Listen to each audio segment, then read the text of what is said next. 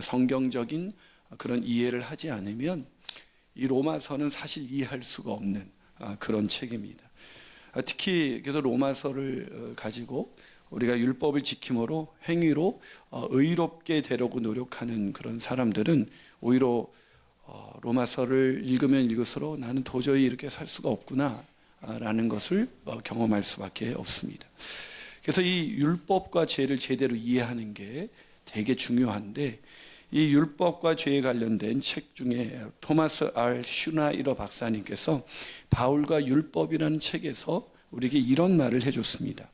루터와 칼빈, 종교개혁자죠. 율법주의를 사람이 선한 행위를 행함으로써 하나님께 은혜를 받을 수 있으며 따라서 충분한 선행으로 영생을 얻을 수 있다는 신념, 이것이 율법주의라고 정의했습니다. 루터와 칼빈 모두에 의하면 그러한 입장은 결국 인간의 능력과 선행을 존중하는 우상 숭배에 이르게 된다. 그러니까 내가 행위로 의롭게 되려는 사람은 결국 인간인 자기 자신의 능력과 그 선행을 존중하는 그런 우상 숭배에 빠질 수밖에 없어요. 자기가 우상이 되는 거죠. 계속 이런 얘기를 해줘요. 율법주의는 자기 숭배의 그 기원을 그래서 갖고 있는 것이다. 만일 사람들이 율법에 순종함으로 말미암아 의롭게 된다면 따라서 그들은 칭찬과 영예와 영광을 받을 만할 것이다. 다시 말해서 율법주의는 하나님보다 사람에게 영광을 돌리는 것을 의미한다. 그러니까 말씀을 지켜서 내가 의롭게 되는 것은 하나님을 높여드리는 것 같지만 사실은 자기 영광을 위해서 사는 그런 우상 숭배에 불과하다는 거죠. 여러분, 이게 한 가지 이 책을 읽다가 더 중요한 얘기를 하더라고요. 율법을 순종함으로써 구원을 얻으려고 하는 어떤 시도도 은혜를 더럽히는 것이며 또한 율법주의를 가지고 오는 것이다. 그러니까 내가 율법에 순종함으로써 구원을 얻으려는 그 노력은 결국 하나님이 우리에게 베푸신 그 한없는 은혜, 그 십자가의 은혜를 더럽히는 것이고 결국 자기가 우상이 되어서 사는 것, 그게 율법주의죠. 근데 우리가 성화를 그렇게 이해해요. 내가 노력해서 의롭게 되어 하나님이 나를 의롭게 하신 걸 내가 증명해내는 것. 여러분, 구원을 내가 행위로 의롭게 되어서, 칭의는 하나님의 은혜인데 성화는 내 노력이라면 그 성화가 완성될 수 있을까요? 구원은 칭의도 성화도 영화도 전적인 하나님의 은혜인 것입니다. 아멘이십니까? 그래서 그 이미 구원을 이루신 그 은혜에 감사해서 그 은혜에 이끌려 살아가는 것이 우리의 삶이고 그것이 성화예요. 그런데 많은 사람들이 하나님의 말씀을 자기의 노력으로 지켜서 그걸 증명해내야 된다는 그런 잘못된 생각으로 율법주의에 빠져서 결국 자기가 우상이 되어서 더 힘겹게 인생을 살아가는 분이 정말 많이 있습니다. 제가 로마서 7장이 정말 그래서 이해하기가 되게 어려운 본문인데 지난번에 율법을 주신 이유는 죄를 깨닫게 하기 위함이다라고 말씀을 드렸습니다. 그래서 율법을 지키다 보면 사람들이 율법을 열심히 지키다 보면 알게 되는 것이 자신의 죄인데 사도 바울은 더 구체적으로 어떻게 우리가 죄인인 것을 깊이 깨닫게 되는지를 오늘 본문에서 얘기해 주고 있는 거예요. 그래서 율법을 지키는 자, 열심히 말씀대로 살려는 자가 반드시 깨닫게 되는 것이 무엇인가? 그게 오늘 본문의 이야기예요. 자, 그게 뭘까요? 율법을 지키다 보면 무엇을 깨닫는가? 첫 번째로 선을 행하려고 하지만 결국 악을 행할 수밖에 없다는 것을 깨닫게 됩니다. 여러분, 오늘 본문 18절과 19절을 세 번역으로 제가 한번 읽어보겠습니다. 나는 내 속, 곧 내 육신 속에 선한 것이 깃들여 있지 않다는 것을 압니다. 나는 선을 행하려는 의지는 있으나 그것을 실행하지는 않으니 말입니다. 나는 내가 원하는 선한 일은 하지 않고 도리어 원하지 않는 악한 일을 합니다. 바울이 뭐라고 말하고 있어요? 자기에게는 선함이 없대요. 그러니까 선함이 없으니까 아무리 마음의 소원을 가져도 선을 행할 수가 없는 거예요. 여러분, 이거를 그래서 사람들은 이제 율법주의자, 자기의 행위로 의롭게 되는 것이 성화다, 이렇게 생각하는 사람, 이건 율법주의거든요. 그렇게 생각하는 사람이 이 본문이 이해가 안 되죠. 바울이 그런 노력을 하면 그치면 안 되지. 이런 생각을 갖기 때문에 이게 바울이 예수 믿기 이전의 상태를 말하는 거다 이렇게 해석을 해버려요. 그러면 로마서가 더 꼬여요. 이 문맥상 전체 문맥상 안 맞아요. 그리고 이 본문은 동사가 다 현재형으로 기록되어 있어요. 바울이 로마서를 기록하는 그 당시에 바울이 기록한 거예요. 다시 말해서 예수 믿기 이전의 상태가 아니라 예수 믿고 나서 하나님의 말씀대로 살고자 했었던 사도 바울의 내면에서 일어난 일들이 기록되어 있는 거예요. 근데 그런 사도 바울이 뭐라고 말을 하고 있어요? 나는 선을 행하고자 하는데 도리어 악을 행한다. 율법을 지키려고 노력하는데 나는 악을 행한다. 이 말도 안 되는 얘기를 하고 있습니다. 빌립보서 3장 6절에서 바울이 뭐라고 얘기했습니까? 나는 율법의 의로는 흠이 없다. 그러니까 그 당시 율법을 완벽하게 지키는 사람이 있습니까? 그럼 사람들이 꼽을 한 사람이 있다면 그 사람이 바울이에요. 그런 사람이 나는 율법을 열심히 지키고자 했는데 도리어 악을 행했다. 이게 이해가 안 가는 말을 하는 것입니다. 바울이 왜 이런 말을 했을까? 이 박연서 목사님이 다시 쓰는 로마서에서 이걸 이렇게 해석해 주더라고요. 이게 무슨 뜻인지. 선을 행하려 했는데 악을 행했다. 이게 바울은 율법의 의로는 흠이 없는 자였습니다. 그런데 율법에서 무흠한 것이 하나님과의 관계에서는 아무런 도움이 되지 않았습니다. 무슨 말이에요? 선을 열심히 율법을 지키려고 했는데 하나님에게서만 나오는 율법의 조문은 누구보다도 잘 지켜서 흠이 없는 자라는 인정을 받았는데 하나님에게서만 나오는 생명과 진리와 사랑과 용서와 은혜는 바울에게 없었다는 거예요. 여러분, 그래서 박영성 목사님 그럼 사도 바울의 모습을 어떻게 계속 소개하냐면 하나님과 아무 관계없는 율법 준수는 하나님과 아무런 관계가 없어요.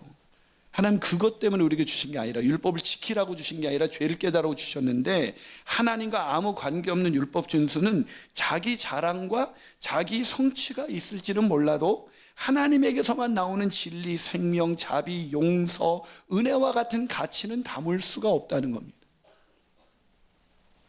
여러분, 열심히 계속 교회 다니는 사람들이 무서워요. 열심히 다닐수록 가차 없어요. 하나님은 자비와 은혜가 끝이 없기 때문에 율법의 완성, 율법을 온전히 지켜서 선해 줄 수 있는 사람은 인간은 존재하지 않습니다. 하나님이 율법의 완성이고 하나님만이 완전하십니다. 아멘이십니까? 그러니까 율법을 지키는 것이 제대로 선을 행하는 일이라면 하나님처럼 사랑이 많고 하나님처럼 사랑하고 하나님처럼 섬기고 하나님처럼 이해하고 용납하고 하나님의 은혜가 더 많아져야 되는데, 그래서 율법을 지키다 보면 뭘 알게 돼요? 내가 진짜 악을 행할 수밖에 없는 존재구나. 선을 행하려고 해도 돌아오는 결과는 악이구나. 여러분, 서로 사랑해서 결혼했지만 결혼해서 악을 행하고 있잖아요. 왜 싸워요? 서로 의롭다고 싸우는 거예요. 둘 중에 하나가 내가 진짜 미안해라고 그러면 싸우면 될 수가 없어요. 싸움은 의와 의의 전쟁이에요. 가정에서 싸우고 교회에서 싸우고 다 깨지죠. 사는 여러분, 그래서 옛날에 부모님이 싸우면 하는 말이 있죠. 둘 다 똑같아. 그럼 한 놈은 정말 억울해. 우리가 그렇게 살아요. 하나님이 똑같다 하세요. 너희들 다 악해. 근데 억울하죠. 한 발 더 나가서 율법을 지키다 보면 무엇을 깨닫게 됩니까? 죄 아래 팔린 인생이라는 걸 알아요. 오늘 보면 19절과 20절을 한번 읽어볼까? 있습니다. 시작. 내가 원하는 바 선은 행하지 아니하고 도리어 원하지 아니한 바 악을 행하는도다. 만일 내가 원하지 아니하는 그것을 하면 이를 행하는 자는 내가 아니요 내 속에. 여러분, 되게 웃기지 않아요? 사도 바울이 지금 내가 악을 행했는데 그건 내가 아니야. 내 안에 거하는 죄가 그런 거지 난 책임이 없어. 여러분, 되게 웃기지 않아요? 정말 무책임한 인간 아닙니까?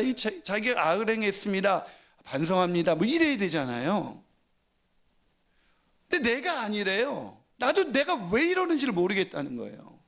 이거에 대해서 톰 라이트는 로마서에서 그는 이스라엘에게 닥친 파국의 책임이 율법에는 없다고 밝혔다. 그리고 심지어 자기 자신, 나도 무고하다고 밝혔다. 즉 율법 때문에 죄를 짓는 것도 아니고 자기가 죄를 지으려고 해도 짓는 게 아니라 내 안에는 죄가 나를 그렇게 만들어 버렸다는 거예요. 여러분, 이 죄가 뭘까요? 여기서 우리는 자꾸 죄를, 또 왜 이게 해석이 안 되냐면 이 죄를 우리가 윤리적인 죄, 어떤 그런 도덕적인 종교적인 죄, 이런 정도로 생각하거든요. 여기서 죄는 그런 죄가 아니에요. 우리를 죄의 수많은 열매를 맺게 하는 그 근본의 죄를 말하는 거예요. 그 죄가 우리 안에 있다는 것입니다. 여러분, 이 죄가 뭘까요? 이 죄를 이해하려면 로마서 7장을 잘 앞부분을 이해해야 돼요. 로마서 7장 10절과 11절, 생명에 이르게 할 그 계명이 내게 대하여 도리어 사망에 이르게 한, 즉 나에게 생명, 율법을 지키면 생명이 와요. 근데 그 생명에 이르게 할 그 계명, 율법이 도리어 나를 어디에? 죽음에 이르게 만들었다. 그리고 죄가 기회를 타서 계명, 율법으로 말미암아 나를 속이고 그거로 나를 죽였다. 이게 무슨 뜻이에요? 죄가 틈을 타서 기회다 해가지고 율법을 이용해서 우리를 속였다는 거예요. 바울을 어떻게 그래서 속여서 바울을 죽음에 이르게 만들었다는 거예요. 죄의 싹은 죽음이니까. 이게 무슨 얘기냐면 죄가 우리에게 하는 일은 뭐냐면 율법을 지켜서 너 의롭게 될 수 있어, 이게 속이는 거예요. 이게 선악과예요. 너 이 선악과 따먹으면 너 하나님처럼 될 수 있어, 하나님처럼 거룩해질 수 있어, 하나님처럼 의로워질 수 있어, 하나님처럼 온전해질 수 있어. 이게 인간의 원죄예요. 그게 우리 안에도 역사하는 거예요. 그래서 우리가 지금도 속죠. 사도 바울처럼 내가 지금 노력해서 내가 의로워질 수 있다 속잖아요. 그래서 은혜 받으면 이제 내가 가서 은혜 받은 사람답게 사랑하고 살아야지. 되세요? 그만하세요. 계속 속는 거예요. 안 돼. 그래가지고 절망에 빠졌는데 그 다음에 또 은혜를 받았어. 또 해. 또 자기가 의로워지려고 그래. 안 돼요. 자꾸 해. 그런데도 포기를 안 해. 인간이 끝까지 포기하지 못하는 게 뭔지 알아요? 자기의예요. 자기가 하나님 되려는 것. 나 문제 없어. 인간이 제일 비참할 때가 언제인지 알아요? 너 문제 있어. 못 견뎌요. 근데 율법을 통해서 율법을 열심히 지키다가 내가 악이구나, 이걸 깨달으면 나는 죄 아래 팔렸구나. 왜 이런 일을 할 수밖에 없는 게 그게 내 죄구나. 여러분, 아까 7장에서 그 13절에 이런 말이 있어요. 세 번역으로 읽어드릴게요. 그러니 그 선한 것, 율법이 나에게 죽음을 안겨줬단 말입니까? 그럴 수 없습니다. 그러나 죄로 드러나게 하려. 죄를 죄로 드러나게 한다는 건 여러분, 이 윤리적인 죄, 그런 죄가 드러나게 만든다는 게 아니에요. 여러분이 남몰래 윤리적인 죄를 졌는데 그게 드러나게 한다는 뜻이 아니에요. 여러분, 윤리적인 죄는 율법이 아니어도 양심으로 믿지 않는 사람들도 다 알아요. 근데 율법을 준 거는 우리가 죄라고 인식하지 못한 죄, 내가 죄라고 느끼지 못했던 죄, 그 죄가 죄로 드러나게 하려고.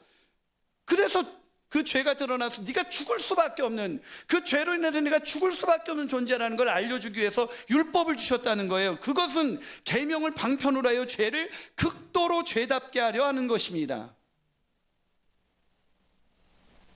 여러분, 무슨 말입니까? 우리는 죄를 자꾸 이 세상에서 도덕적이고 윤리적이고 종교적인 몇 가지 규칙을 못 지켰거나 뭐 예배를 빠졌거나 뭐 헌금을 빼돌리고 뭐 이런 거로 생각을 하는 거죠.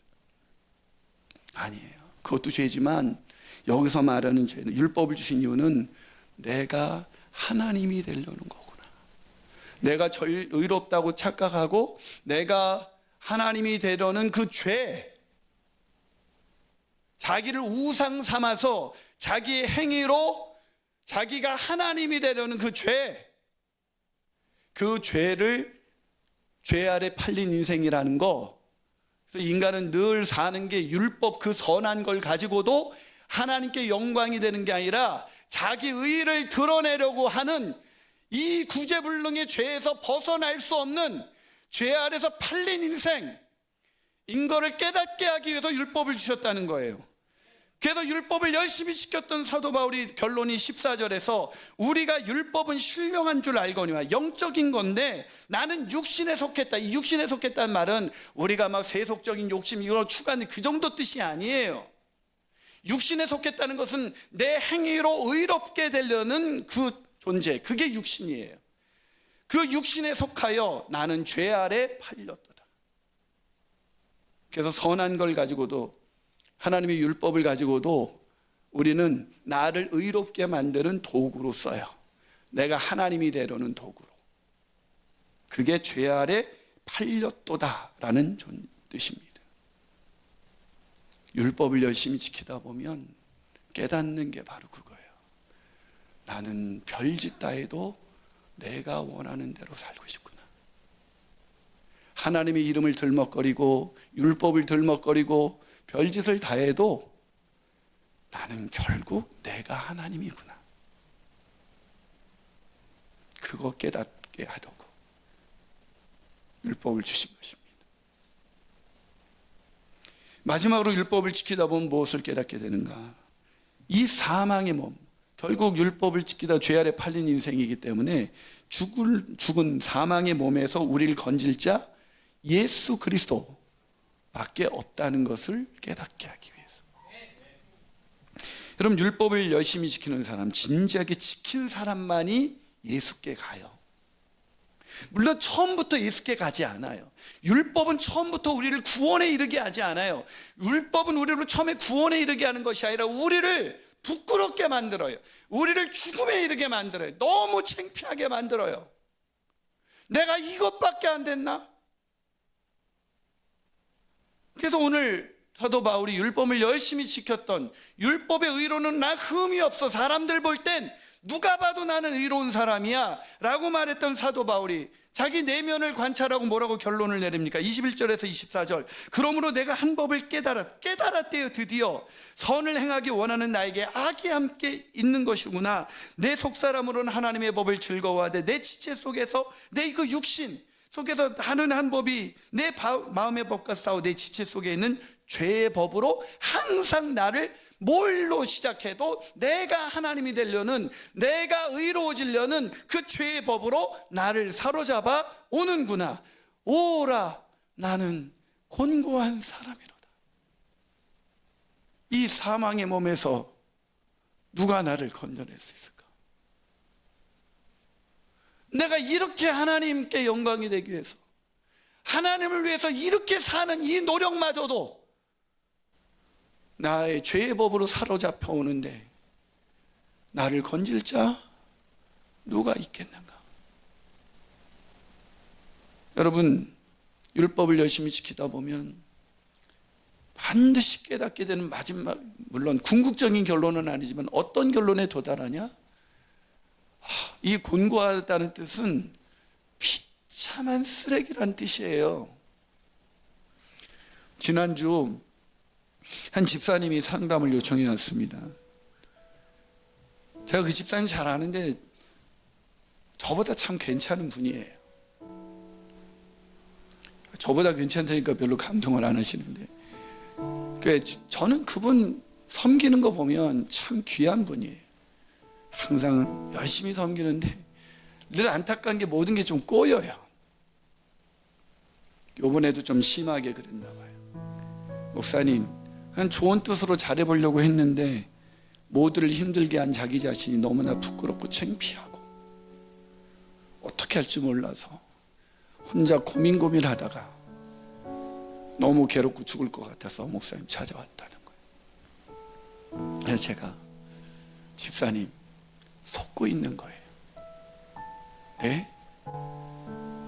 집사님 잘해보려고 했다고요? 네, 목사님 진짜 잘해보려고 그랬어. 그러니까 속고 있는 거라고요. 자기 의에. 집사님 지금 잘해보려고 했다는 것은 집사님이 잘할 수 있는 존재라는 걸 전제하고 있잖아요. 집사님 잘할 수 있는 존재가 아니에요. 집사님만 그런 게 아니라 저도 그래요. 그래서 제가 집사님을 정죄할 수가 없어요. 왜 그랬냐고. 나도 그러니까. 집사님, 우리는 잘할 수 있는 존재가 아니에요. 오라 곤고한 사람이로다. 이 사망의 몸에서 누가 나를 건져내랴. 우리 그런 존재예요. 부끄럽다고 하셨죠. 뭐가 부끄러우세요? 그런 비참한 쓰레기 같은 우리를 하나님이 사랑하셔서, 구원할 가치가 단 1도 없는 저와 집사님을 사랑하셔서 우리의 죄와 허물을 덮어주시기 위해 십자가에서 죽으시고 부활하셨어요. 근데 왜 그걸 걷어내세요? 왜 부끄러워하세요? 주님 우리를 부끄러워하지 않는데, 주님 집사님 부끄러워하지 않는데 왜 부끄러워하세요? 그게 자기 의예요. 하나님이 덮어주셨는데 내가 부끄럽다고 말하면 그게 십자가를 멸시하는 거예요. 그게. 사는 여러분, 의로우세요? 우리가 남을 정죄하고 비난할 만큼 의로우십니까? 그러니까 교회에서 제일 많이 하는 게 뭐예요? 솔직히 하는 그 얘기에서 모이면 맨날 남 칭찬하시죠? 여러분 가정에서도 맨날 모이면 시어머니 칭찬, 시아버지 칭찬, 저같이 칭찬하시죠? 여러분 직장에서 모이면 늘 남 칭찬하느라고 뭐 정신이 없으시죠? 율법을 안 지켜봐서 그래요. 지켜보세요. 우리가 얼마나 죄인인지. 그런데 사도 바울이 오늘 그렇게 나는 비참한 쓰레기라고 고백했던 사도 바울이 갑자기 이렇게 말합니다. 내가 할 수 있는 일을 무엇이든 해보았지만 결국 아무 소용이 없었습니다. 저는 벼랑 끝에 서 있습니다. 이런 나를 위해 무엇인가 해줄 수 있는 그 누구 없습니까? 정말 던져야 할 질문은 바로 이런 것이 아니겠습니까? 그런데 감사하게도 답이 있습니다. 바로 예수 그리스도. 그분께서 그 같은 일을 하실 수가 있고 또 하신다는 것입니다. 마음과 생각으로는 하나님을 섬기고 싶어 하지만 죄의 세력에 끌려 전혀 엉뚱한 일을 행하는 우리의 모순 가득한 우리의 삶 속에 들어오셔서 그분은 모든 것을 바로 세우는 일을 하셨습니다. 이것이 십자가고 이것이 부활이고 이것이 구원인 것입니다. 그래서 율법은 우리를 처음에는 죽음으로 이끌어 가서 너무 부끄럽게 만들고 정말 죽을 만큼 창피하게 만들지만 마침내 우리를 예수 그리스도 그분께 인도합니다. 그분만 의지하게 합니다. 그분 아니면 의로울 수 없는 존재라는 걸 철저하게 인정하게 하는 것입니다. 그게 구원인 것입니다. 대충 믿고 대충 자기 의로 의롭게 되려는 것, 그게 성화가 아니라 주님 없으면 전 안 됩니다. 단 한순간도 안 됩니다. 주님이면 충분합니다. 이게 구원이고 이게 칭이고 이게 성화고 이게 영화인 것입니다. 그 주님만 의지하십시오. 함께 기도하시겠습니다.